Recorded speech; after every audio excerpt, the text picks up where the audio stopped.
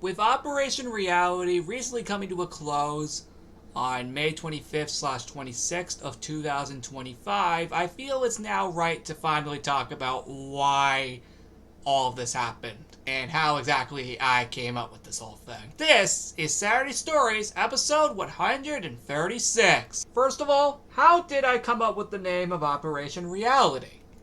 I was starting to lose my excitement while doing these events and missions, and I needed to figure out why. I realized they were becoming too predictable, and we needed to make a change.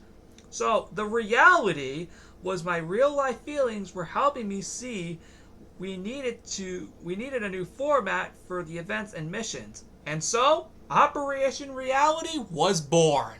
Now, when exactly did I come up with this? Well, I thought of the idea of turning all of this into a story around April 14th through 15th of 2025, just a few days before the Easter/Earth Day Party 2025 on April 18th, respectively. On the same day, I decided to put this in May 2025, after Operation Multiverse, to connect the two together to show my point of what I meant by predictability. Because if you didn't realize, most of those missions felt the same.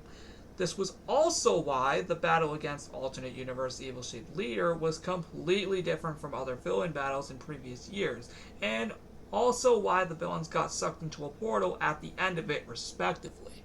Another thing to mention is, why did the villains get redesigned?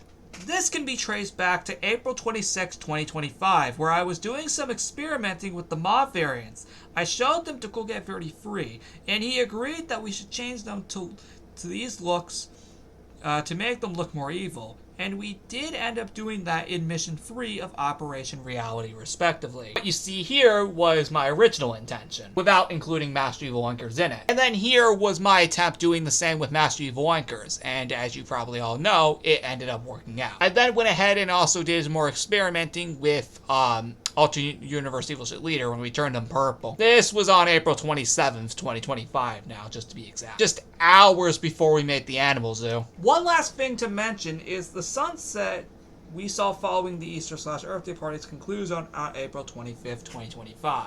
Well, that was there to tell us that the current era of LEGO's Island was coming to an end, and was preparing to transition into the next era of the island, which ended up being revealed at the end of the Operation Reality finale as the Minimalist Era. And that's it! That's the entire development story. Basically a little behind the scenes of how reality came into existence. So now that explains everything. At least I hope. Although I'm the one who created it, so I should know. But yeah, that is the end of this Saturday Stories, guys. Thank you so much for watching. I'm not sure what we're going to be doing in the next one on June 7th. I'll have to think of that myself. Until then, I gotta get this out very soon, because it is almost midnight. And yeah, with all that being said, yeah, see you next time.